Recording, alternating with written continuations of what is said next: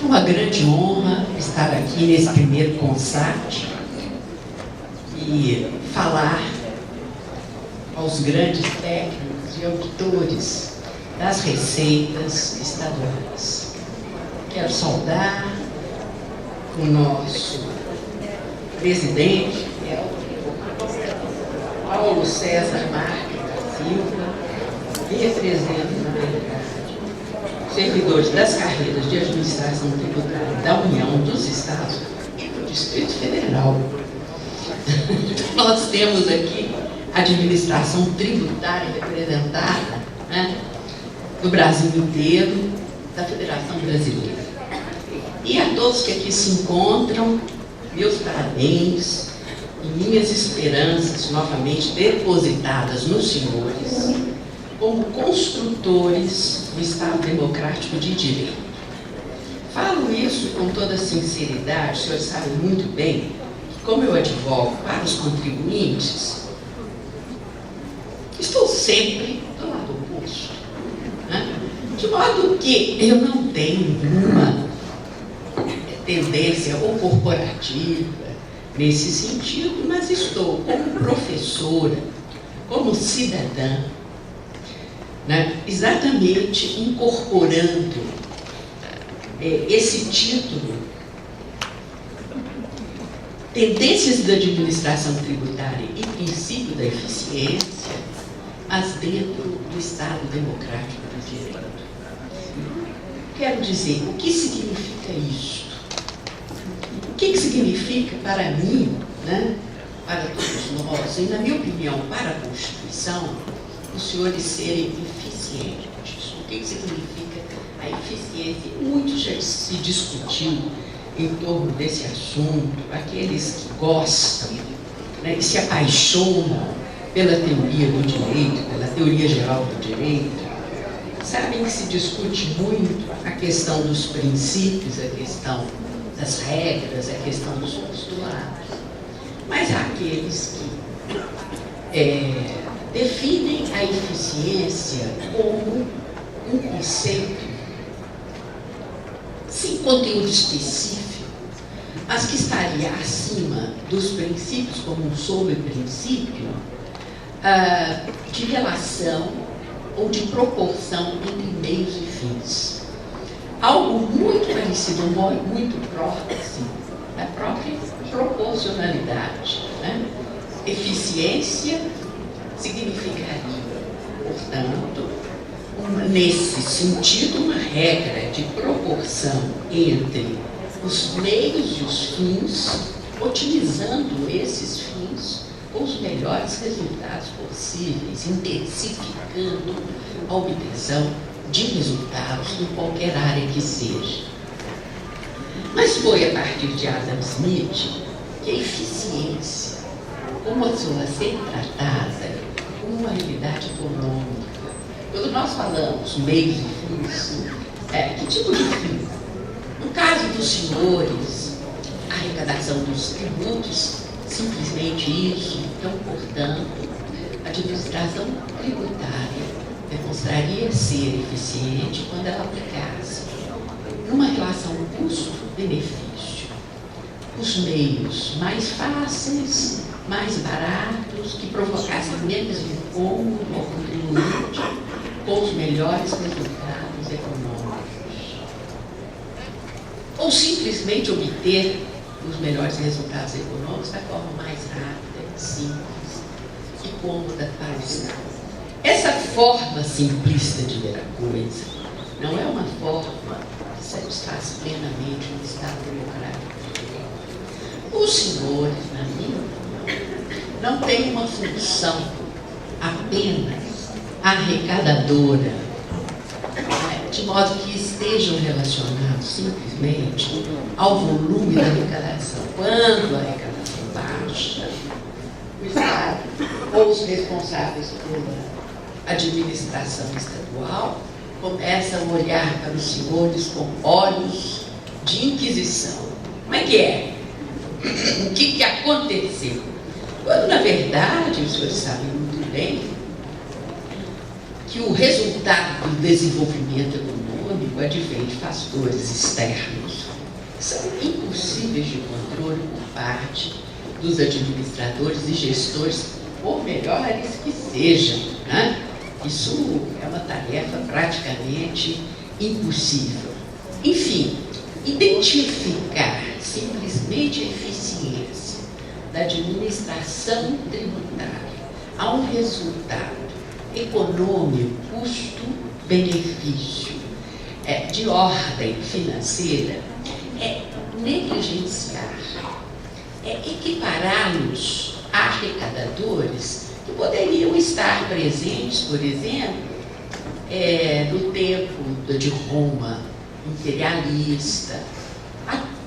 Qualquer homem racional acha que eficiência é uma relação de custo-benefício. Não importa que nós estejamos hoje no Estado democrático. Todo ser humano tem vocação para aplicar meios menos onerosos e resultar em êxito maior. Então, isso não tem nada a ver com o Estado em que vivemos, com o Estado contemporâneo. Isso podia vigorar na época de Hitler, ou no Estado nazista totalitário, como agora no Estado democrático. Será que os senhores são apenas isso? Isso que eles perguntam. E a resposta que eu lhes dou, eu nunca achei isso e nunca supus isso. Os senhores não são aqueles homens igualados por Jesus Cristo no Evangelho de São Mateus aos pecadores. Os senhores sabem muito bem, né, que Jesus foi questionado no Evangelho de São Mateus. Por que perguntaram os fariseus? O Senhor, o seu mestre, come e se assenta com os pecadores, as prostitutas e os cobradores de impostos. E Jesus respondeu, em vez de responder, uai, os cobradores de impostos são importantes? Não, Jesus respondeu, não vim pelos justos, e sim pelos pecadores.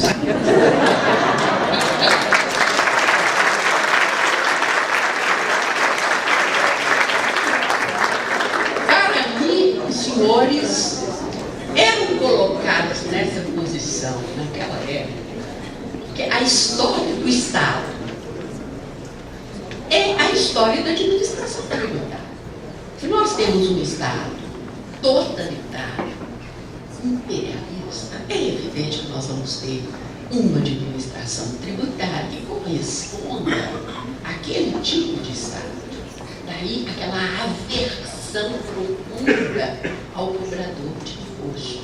Na época que o Estado era patrimonialista, em que a riqueza pública se confundia com a riqueza pessoal do rei, as suas funções eram delegadas na Europa pelos contratos de afirmagem, por exemplo, na França, a privados que se encarregavam no Brasil, na época igualmente, na contratação, se encarregavam, contratavam para o Estado uma arrecadação de X. O que arrecadasse a mais, né, era propriedade do contratado, do contratador. Isso era a confusão entre o público e o privado. Imagina os abusos que não sofria o contribuinte em face desse tipo de arrecadação.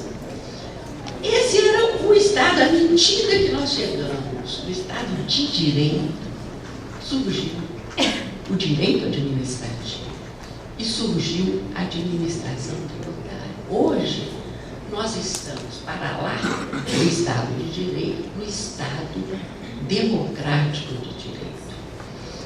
O exercício das suas funções, na minha opinião, é fundamental para a consolidação do Estado de Direito para os seus avanços em nossa sociedade. A sua função, portanto, né, é tão nobre e tão fundamental quanto as grandes instituições, e a Constituição brasileira não reconhece. Então, nós temos o artigo 37, inciso 22, né, propriamente a indicação da carreira da administração tributária como uma carreira própria, da prevalência em matéria orçamentária, com recursos prioritários para as suas funções, para o exercício das suas funções.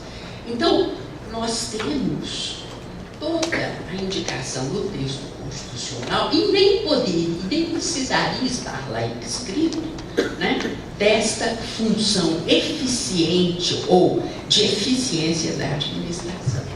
Então, embora muitos, até filósofos e bons juristas, tenham definido a eficiência apenas como essa relação entre meios e fins, de modo que os objetivos sejam otimizados, e alguns têm acentuado apenas uma eficiência econômica, o que nós entendemos, o que nós sustentamos, é que a eficiência vai além do resultado.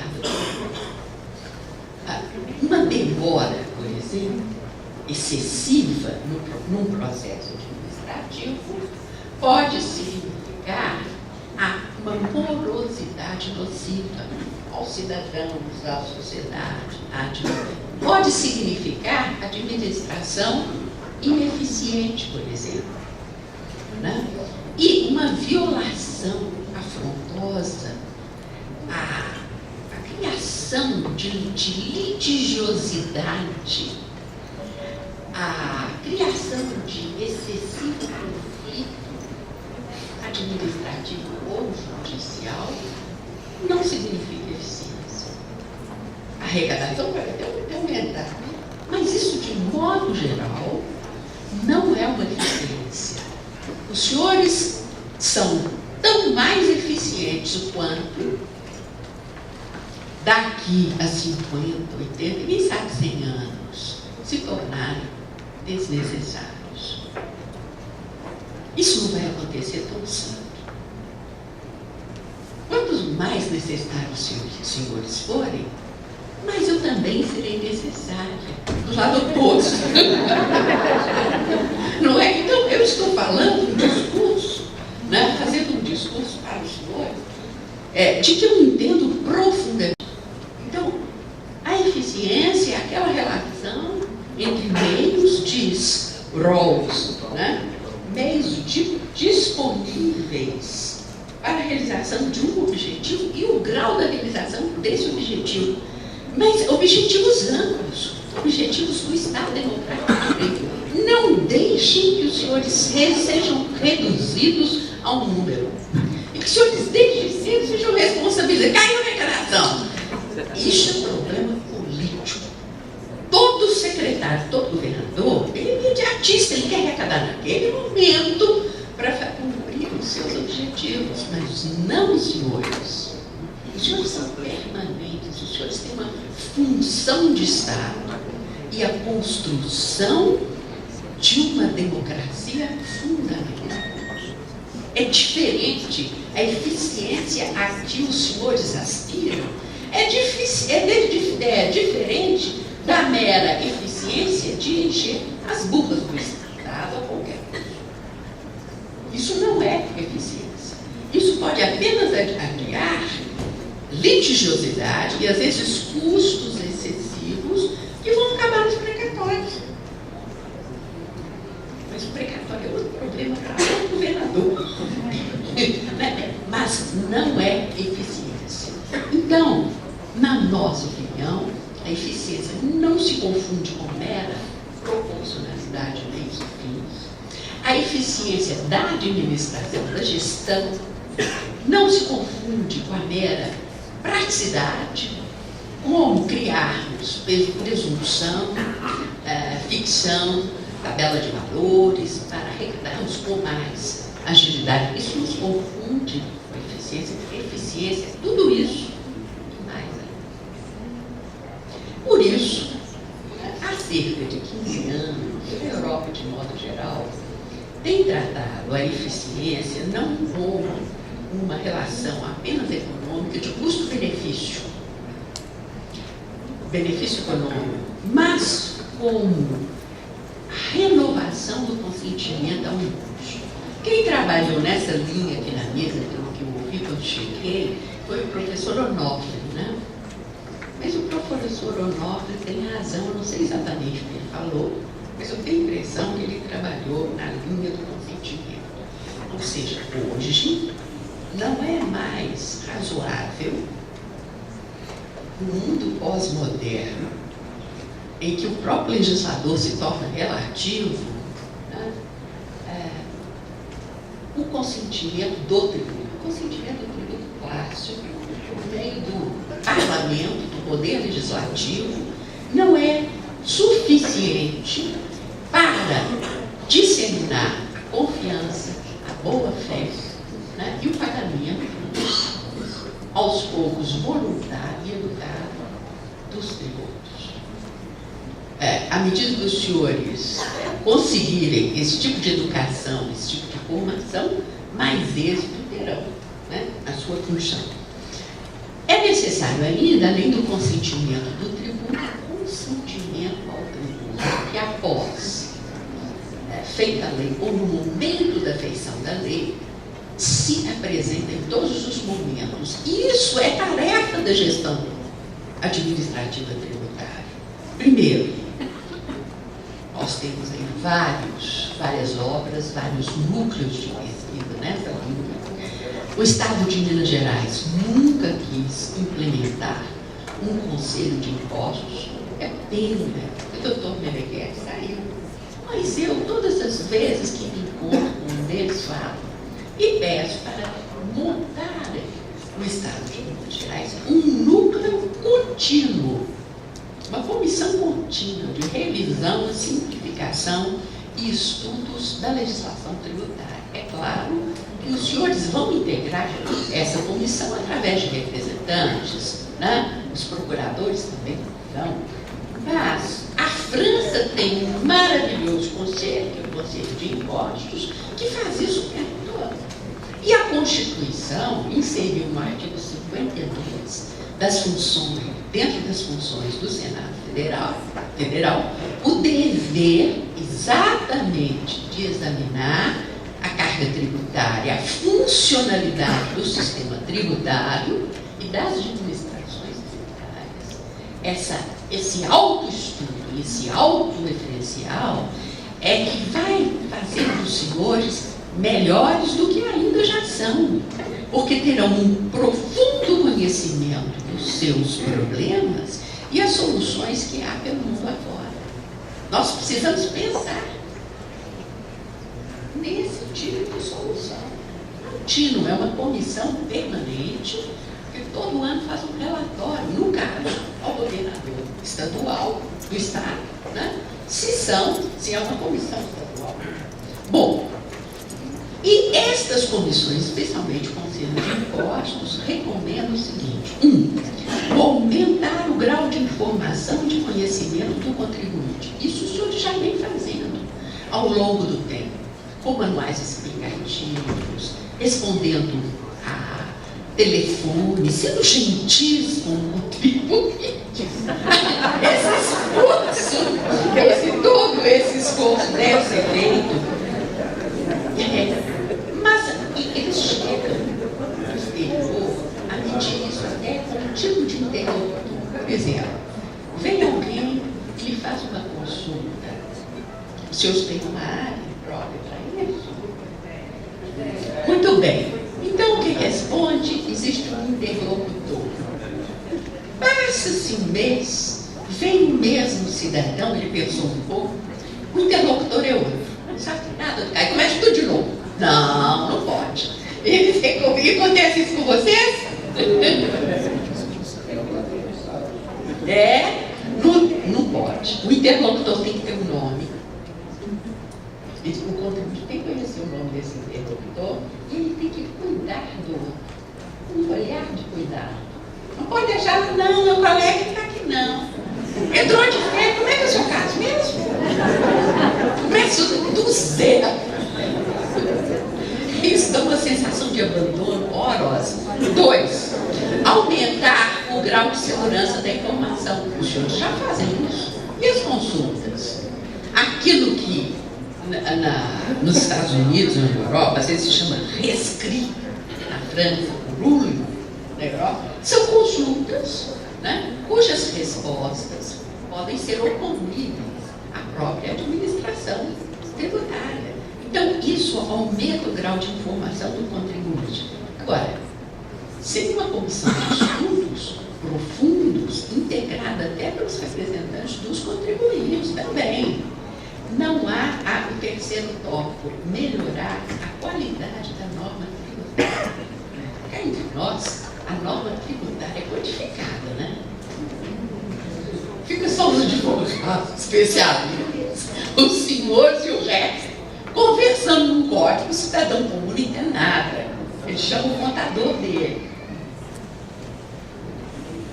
Então, o mundo inteiro se preocupa em melhorar a qualidade da norma. Afinal de contas, os senhores são agentes de Estado. Mas da onde vem a soberania do Estado? O senhor sabe muito bem que é do povo, está na Constituição. Então, os senhores, na verdade, não são agentes do Estado. E tipo, um agente público que, eventualmente, ocupa o cargo de primeiro gestor do Estado. Os senhores são servidores permanentes do povo. Isso é de altíssima relevância e devem ter sempre isso em mente, melhorar a qualidade da norma. É o que diz o artigo 52 da Constituição em relação ao Senado Federal. Depois, reforçar os direitos e garantias do contribuinte e a segurança jurídica. Como? Houve aqui falando, o senhor sabe, 98% dos tributos lançados mediante lançamento por homologação. E aquela declaração que o contribuinte faz para recolher, ou dando notícia fazendo, né, que deve recolher, ou que deveria ter recolhido, ou que recolheu, muitas vezes entrada dinheiro, segundo a jurisprudência do Superior Tribunal de Justiça, pode ser levada, inscrita diretamente e dali extraída uma certidão de dívida ativa para ajudar a execução fiscal. Não façam isso.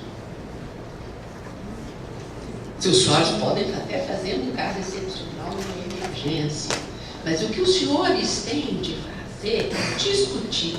Então, em todos agora, examine os seus colegas, gestores administrativos de outros países. Estão chamando o contribuinte para discutir, mesmo antes de lavrarem a autuação. Os senhores estão numa empresa, vão lavrar a autuação. Antes disso, os senhores dão.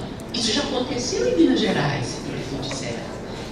O contribuinte já expõe, os senhores já discutem. Então, os senhores têm um outro tipo de papel que não foi incorporado ainda agora no Estado de Minas Gerais e precisa ser incorporado.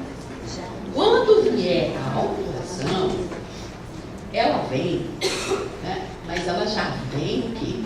O contribuinte já falou ali, os senhores autuam, os senhores vão notificar, ele aí que vai começar a impugnar a autuação e que isso vai no segunda etapa para aquelas câmaras paritárias que entre nós os conselhos de contribuinte, né, ou os conselhos administrativos, hoje estão mudando tudo de nome, não sei porquê, porque é muito mais bonito conselho de contribuintes, né? Que não é muito de mudar, mas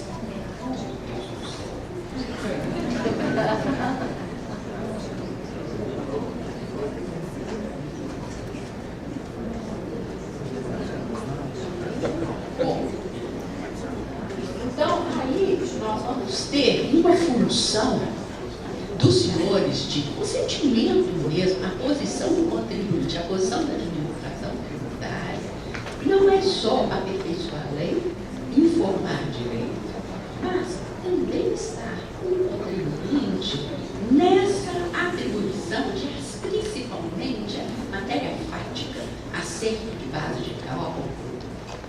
Isso é muito importante. Os senhores têm que atuar e evitem qualquer inscrição indicativa sem uma prévia notificação ao sujeito passivo. Ainda que os senhores possam considerar, como diz o Superior Tribunal de Justiça, aquelas declarações como uma espécie de condição. Não façam isso. Porque o que acontece? Para nós, advogados, é excelente. Porque às vezes há erros nessas declarações, facilmente a gente consegue uma vitória e o Estado se individualiza os precatórios. Isso não é nada bom, isso não é eficiência. O interessado em saber e apurar, evidentemente, os fatos, o maior interessado, em primeiro lugar, é o gestor administrativo, os que vão fazer isso. Então, reforçando os direitos e garantias do contribuinte. No caso do Brasil, eu sempre achei desnecessário uma carta de contribuinte, como os senhores têm agora, né? Uma carta de defesa do contribuinte, que a nossa Constituição já é farta nesse sentido. Mas, se acham que os senhores não estão respeitando, se os senhores acham isso, fizeram um decreto regulamentando a carta, melhor ainda, porque se trata de implementar a Carta de Defesa dos Contribuintes, de modo que os senhores só atuem mediante hora marcada e aviso prévio, circunscrevam o âmbito de verificação. Tá? Depois, não siga, olhem no tempo, não se implantem numa empresa durante 1 ano, 2 anos, 3 anos, e a verifica. Depois saem e não dizem nada, nem ao menos homologam o que foi feito pelo contribuinte, que parece, né, resistir a uma homologação. Não façam isso, regulamentem esse tipo de coisa, façam crescer a confiança na boa-fé e aquilo que nós chamamos de tributo participativo. Então, essa maior procedimentalização da administração, ela não é apenas algo no direito tributário, ela é inerente ao direito administrativo como um todo. Né? Então, o direito administrativo hoje é diferente do que era antes. O centro era o ato administrativo hoje, o centro continua sendo o ato administrativo, mas certamente procedimentalizado.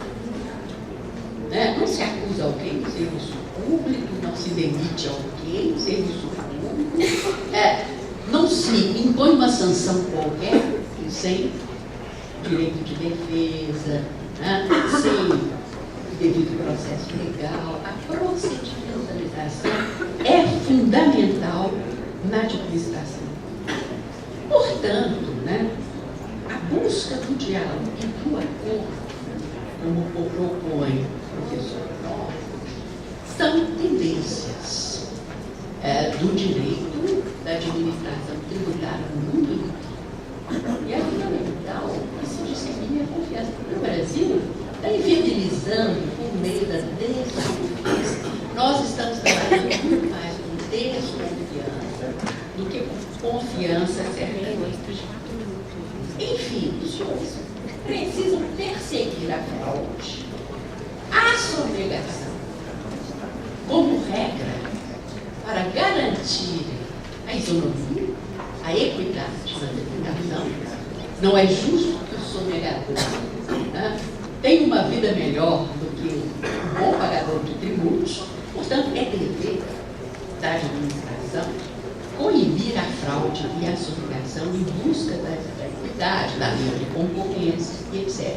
Por isso, alguns sistemas jurídicos, como o francês, o espanhol, estão sugerindo a tendência do direito tributário, uma aplicação moderada da lei tributária, sem exageros irrealistas, com todas essas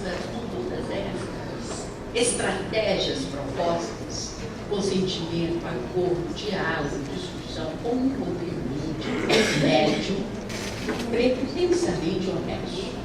E, portanto, com uma redução dos constrangimentos dirigidos aos contribuintes investigados que ajam de boa fé. Ao contrário, uma melhoria da qualidade do controle, um controle mais rígido, sobre a lista, em relação à lista dos contribuintes contumazes na fraude e na sonegação. Os senhores, como são da área, acabam conhecendo, né, esses contribuintes que acabam investigando com mais rigor, exatamente aqueles que devem investigar com mais rigor. Para coibir a fraude e buscar a equidade, a prudência da administração, a colaboração e assistência no âmbito internacional. Entre nós temos que, como diz a Constituição, firmarmos, né, os atos de assistência, colaboração e integração entre os fiscos no âmbito federal, estadual, municipal e reciprocamente entre os municípios e os estados. E a mesma coisa é feita e será feita continuamente no âmbito internacional, sem dúvida nenhuma, na época da globalização. Então, essas são as tendências da administração. Em consequência, eu sempre advoguei, já bem parecia nesse sentido, eu entendo que os senhores devem ser impermeabilizados de toda forma. A sua autonomia, dela depende, o exercício das suas funções, da sua autonomia, estão relacionadas diretamente à realização do Estado Democrático de Direito.